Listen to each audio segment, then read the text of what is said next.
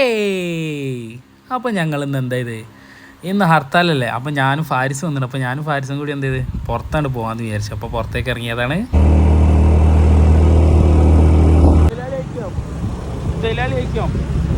പ്രവർത്തകരാണ് ഫുള്ള് കടകൾ ഒന്ന് അടുപ്പിച്ച് നമ്മൾ നല്ല ഒരു കടകളൊന്നും തുറന്നില്ല. ഹർത്താലാണ്, ഹർത്താലാണ്, ഇന്നീ നാട്ടിൽ ഹർത്താലാണ്.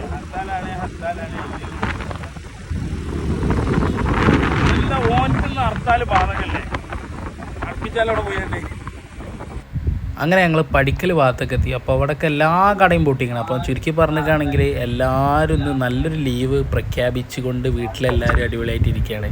എന്തായാലും അടിപൊളി തന്നെ.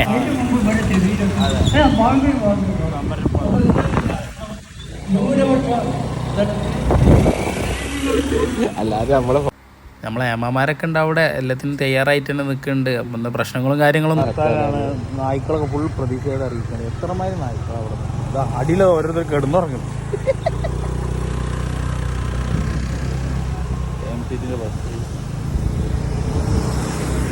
അങ്ങനെ കഴിച്ച് നമ്മൾ പോയി കൊളപ്പുറത്തെത്തി.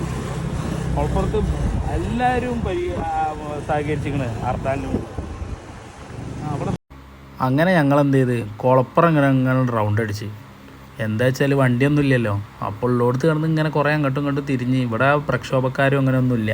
എന്തായാലും ശൂന്യമായി കിടക്കുകയാണ്. കുറച്ച് വണ്ടികളൊക്കെ അങ്ങോട്ടും ഇങ്ങോട്ടും പോകുന്നുണ്ട്. അപ്പോൾ എന്താ ചുരുക്കി പറഞ്ഞാൽ നമ്മളെ ഹർത്താൽ വിജയിച്ചിക്കണ് നിർത്താൻ ഉറപ്പിച്ച്. KSRTC ഒന്നും പോകണമൊന്നുമില്ല. എന്തായാലും സെറ്റാണ്. ഞങ്ങൾ കുറച്ച് നേരം അവിടെ ഇങ്ങനെ കറങ്ങി എന്ത് ചെയ്ത് നേരെ നമ്മളെ ആഷിം ഖാൻ്റെ അടുത്തേക്ക് പോയി. ആഷിം ഖാൻ്റെ അടുത്ത് പോയിട്ട് ബാക്കിയുള്ള കാഴ്ചകൾ അവിടെ നിന്ന് കാണാം. അപ്പോൾ ഓക്കെ, ബൈ.